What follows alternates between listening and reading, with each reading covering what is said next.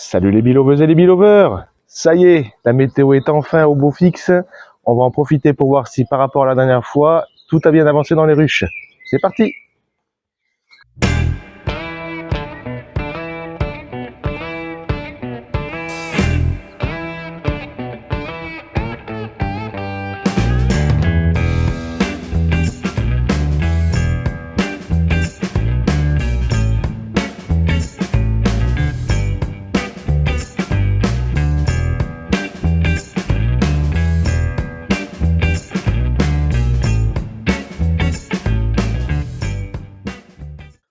On se retrouve au rucher.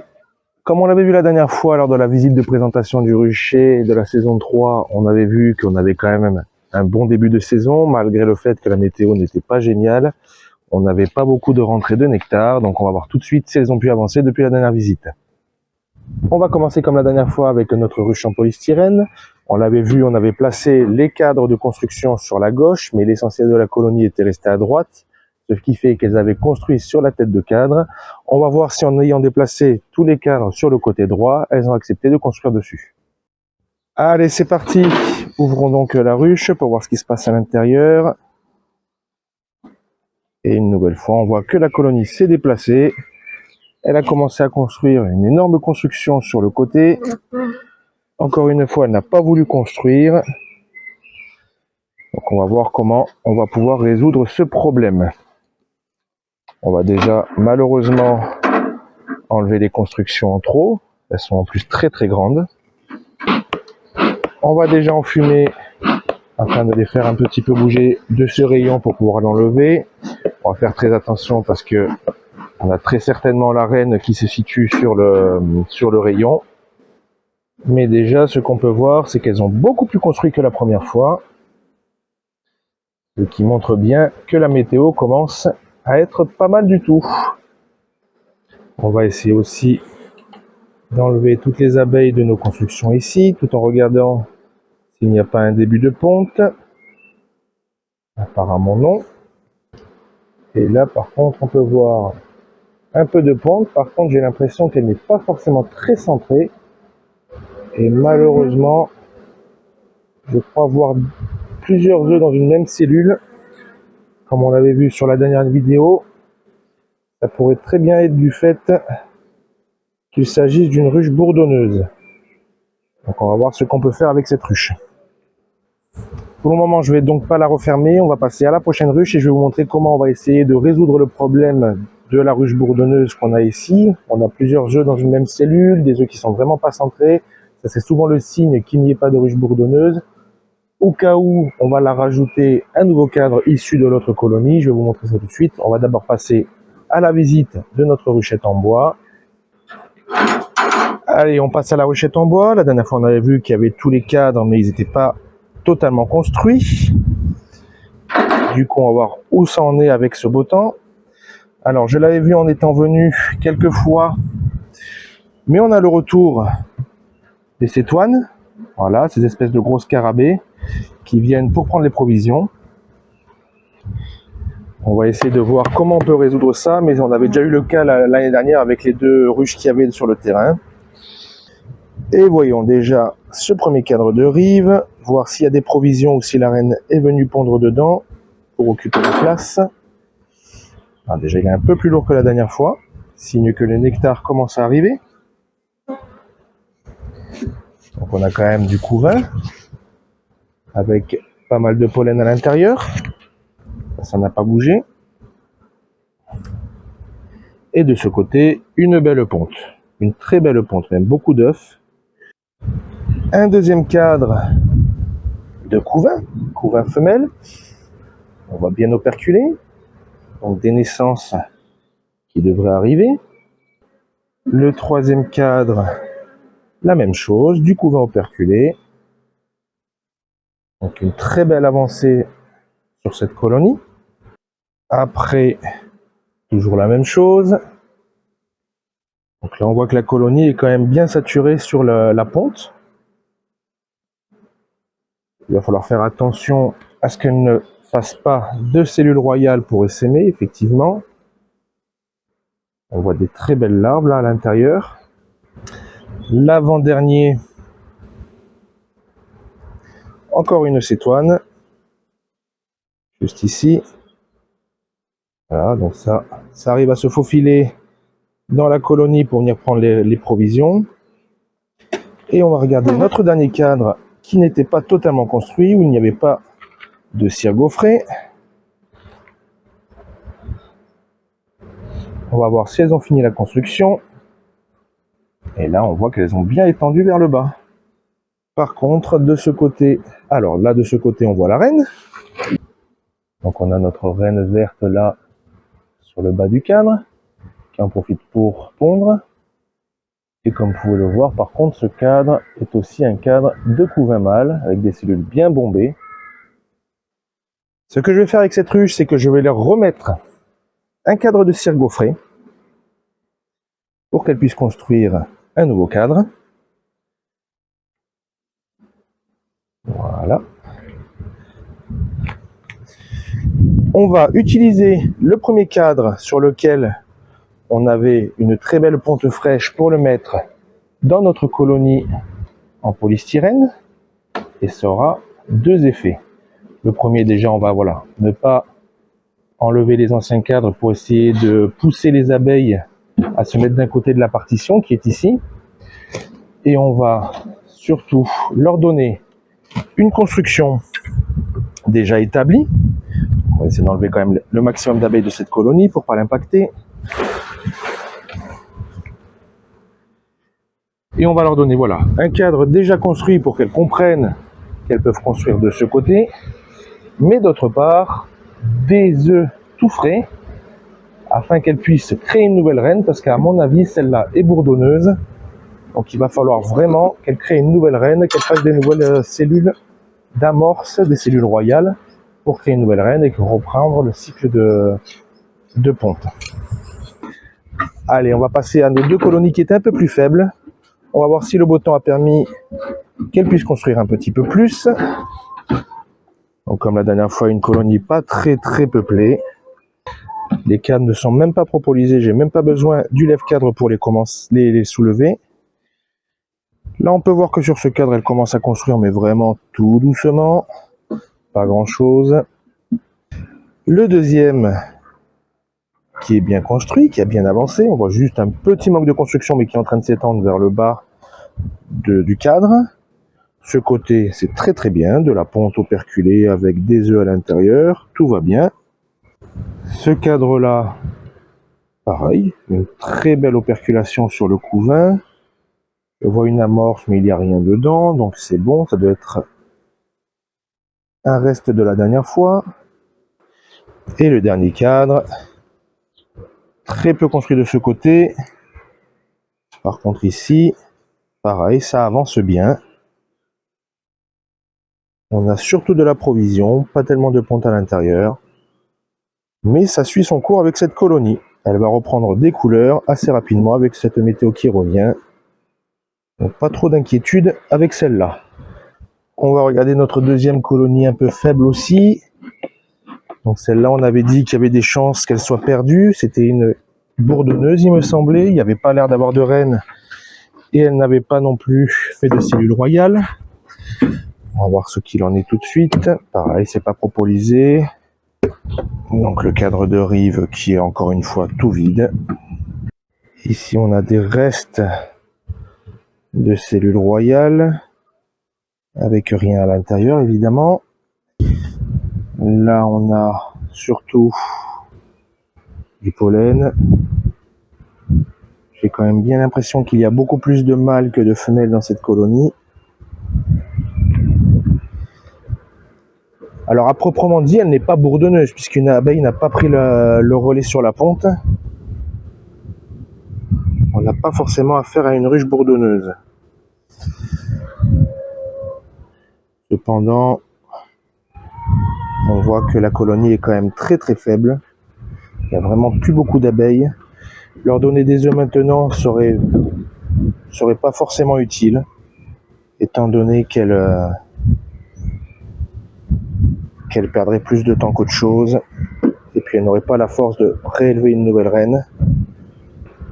Ce qu'on va faire, c'est qu'on va très certainement aussi la rassembler avec une autre pour au moins sauver les ouvrières. Et on va voir avec une colonie si on en a besoin. On va la laisser ouverte pour le moment.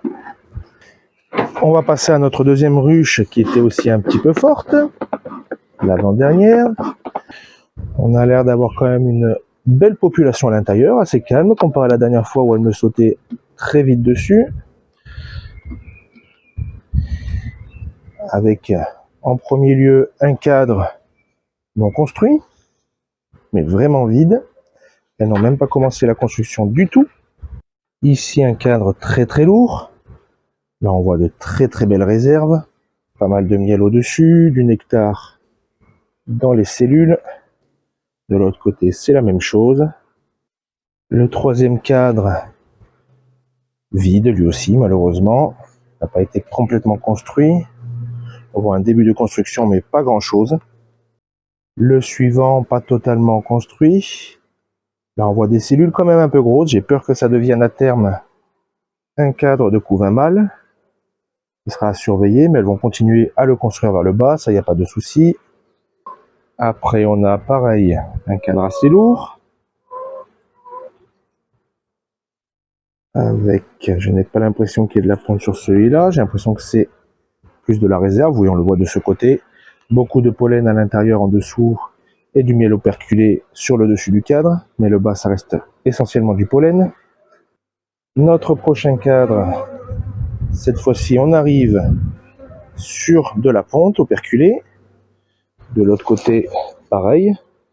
Donc on voit qu'il y a plein de petits trous au milieu. Ça, c'est les naissances qui ont eu lieu là, il n'y a pas longtemps. Qui vont être remplacées par de la ponte assez rapidement, normalement.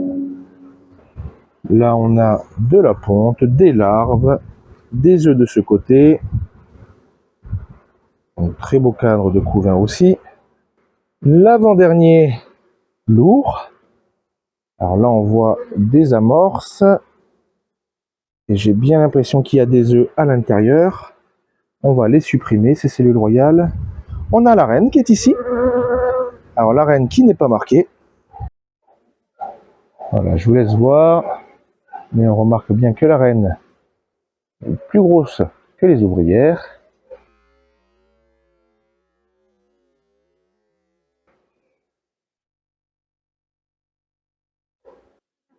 Ici on voit des cellules bien avancées. On peut voir que justement à l'intérieur, là on ne le verra pas forcément à l'image, mais il y a bien des œufs à l'intérieur.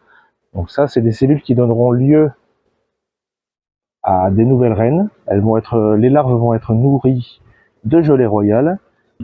Avant de le reposer, pour éviter un essaimage, on va donc détruire ces cellules royales où on a vu de la ponte à l'intérieur. Il suffit juste de les arracher tout simplement. On va regarder notre dernier cadre quand même. Voir ce que ça donne. Donc ça c'est un cadre de rive, de provisions, avec pas mal de pollen à l'intérieur et du nectar.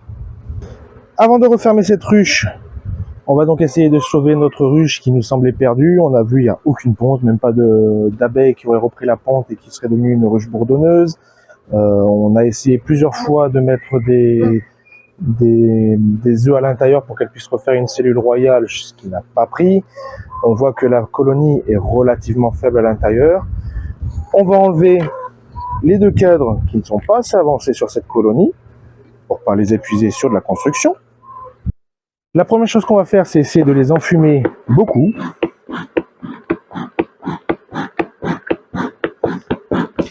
Ce qui fait qu'elles vont se gaver de miel et emporter le maximum de provisions pour la nouvelle colonie. On va ensuite en profiter pour récupérer deux cadres bien construits pour le mettre dans l'autre colonie. Celui-là me l'air pas mal, avec pas mal de pollen et beaucoup de place. Donc on enlève le maximum d'abeilles. Et on va le mettre dans notre colonie qui en a besoin. Et celui-là est pas mal du tout aussi, bien que vieux. Pareil, on les enlève.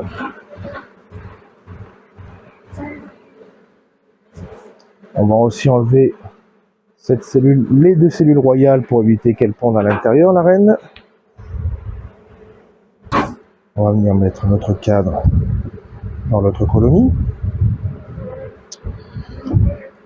On pourrait très bien enlever les cadres tout simplement et laisser les cadres de cire gaufrés sur cette colonie, mais on va essayer d'éviter de les fatiguer. On a vu que les premiers cadres, il n'y avait pas de ponte à l'intérieur, il y avait des cadres à peu près au tiers qui n'étaient pas du tout construits. La reine se concentrait sur la ponte au milieu de notre ruche et on a vu des cellules royales. Ça veut dire que normalement elles manquent de place. Elles ont dû donc prendre ça pour une partition ou n'ayant pas assez de nectar pour le transformer en cire, ne pas construire dessus. Et par manque de place, on commençait à vouloir essaimer. Là, du coup, on a resserré un petit peu. On lui a mis pour la reine des cellules vides pour qu'elle puisse prendre à l'intérieur. Et là, elles n'ont plus vraiment besoin de construire, si ce n'est le dernier cadre qui manquait un tout petit peu de construction sur le bas, qui finiront de construire. On va prendre les abeilles de cette colonie qui normalement se sont gavées de miel et on va aller les déposer au moins à 50 mètres de la ruche. Les faux bourdons en général n'arrivent pas à retrouver le chemin de la ruche, tandis que les butineuses, là il reste quasiment que des butineuses vu le temps que ça fait qu'il n'y a plus de reines à l'intérieur, les abeilles ont fait leur cycle, il nous reste des butineuses, elles qui ont d'habitude l'habitude de revenir et de rentrer par ce côté de la ruche vont retrouver un vide. On va enlever aussi la ruche pour qu'elle ne puisse pas rentrer à l'intérieur, sinon ça ne servirait à rien. Et étant gavées de miel, elles auront beaucoup plus de facilité à se faire accepter dans une autre colonie. Du coup, elles pourront profiter tout à fait à surtout celle-là, puisqu'elle est dans le même sens. Et on verra si on arrive à au moins sauver ces ouvrières. Évidemment, lorsque je vous l'ai montré, j'ai perdu la vue de la reine. C'est pas grave, on sait qu'elle est à l'intérieur. On viendra la marquer la prochaine fois. Je vous montrerai comment on la marque. Alors, on va les laisser tranquilles. On leur a donné de nouveaux cadres pour qu'elles puissent pondre tranquillement. On termine avec notre dernière ruche, la plus prometteuse. La dernière fois, on leur avait enlevé 2 cadres qui étaient des cadres de couvain mâle qui n'étaient pas jolis du tout. On leur avait mis à la place des cadres de cire gaufrée. Et on va voir tout de suite si elles ont eu le temps de bien tout construire. Allez, on va pouvoir enlever notre premier cadre. Normalement, c'était un qui était en construction, justement. Et on peut voir qu'elles ont bien bossé. Hein. On a le cadre qui est complètement construit. J'ai l'impression qu'il y a déjà des larves à l'intérieur. On a un peu de couvain operculé dedans. Celui-là qui devait être aussi à construire. On voit qu'en bas, c'est pas tout à fait construit, mais sinon, elles ont vraiment bien avancé. Sur ce cadre qui est un petit peu lourd, on a de la ponte et du pollen. Ici, on revient sur un cadre assez mâle aussi. On voit beaucoup de cellules boursouflées. Donc là, on a affaire à du couvain mâle avec beaucoup de pollen. Celui-là, on va le passer en rive, justement pour pouvoir l'enlever si besoin. On en avait déjà parlé la dernière fois. Hein. Ici, du couvain operculé. De l'autre côté, pareil, qui est remplacé par du nectar. Donc on voit qu'elles manquent un petit peu de place peut-être pour amener des réserves. Elles sont en train de prendre des cellules afin de pouvoir mettre du nectar par manque de place, mais ça va bloquer la reine malheureusement. La même chose ici, beaucoup de nectar qui commence à arriver. Ça y est, les beaux jours reviennent, on l'a dit en début de vidéo. Ce cadre qui était à construire, il me semble aussi qu'il n'était pas totalement fini, maintenant est terminé. Par contre, encore une fois, on peut voir que les cellules à certains endroits ne sont pas très hautes et je vois pas de ponte non plus à l'intérieur. Peut-être qu'elles l'ont terminé que récemment. Et notre dernier cadre, du couvain, des larves, du pollen, du nectar, on a un petit peu de tout. On n'a pas des réserves non plus très importantes de nectar. On va donc refermer notre ruche. On a dit qu'on allait mettre notre cadre avec les cellules de mâle en rive. Elles se serviront très certainement pour mettre des provisions à l'intérieur à la place des cellules mâles. Pour cette ruche, pas de mise en production du coup pour le moment. On l'a vu, un petit peu de manque de nectar à l'intérieur des cellules. La reine n'a pas pondu encore de partout. On va s'assurer que toutes les cellules soient bonnes pour que la reine puisse pondre et pas qu'on ait des cellules mâles. La construction est en train de se faire, on le voit bien. Et on verra dans les semaines à venir avec cette météo qui revient au beau fixe pour pouvoir la passer en production. Et voilà pour cette vidéo. Comme on l'aura vu, le retour des beaux jours fait qu'on a un bon avancement au niveau de la construction et de l'apport de provisions. Un petit souci avec notre ruchette que l'on soupçonne d'être une ruche bourdonneuse. On aura dû donc prendre un cadre d'œufs frais de notre ruchette pour le transvaser dedans. On attendra que notre ruchette construise le cadre qu'on a remplacé pour pouvoir les passer dans une grosse ruche. On viendra très certainement les remettre à la place de notre grosse ruche qu'on a enlevée du coup. Notre ruche bleue est peu populeuse, mais elle suit son cours. On a bien renforcé aussi cette ruche avec des constructions, ce qui permettra aux abeilles de ne pas construire et de ne pas sacrifier du nectar pour la construction. Et notre ruche la prometteuse devrait passer en production dans les prochaines visites. Si la vidéo vous a plu, n'hésitez pas à la partager, à vous abonner à ma chaîne, et n'oubliez pas, be happy and be safe.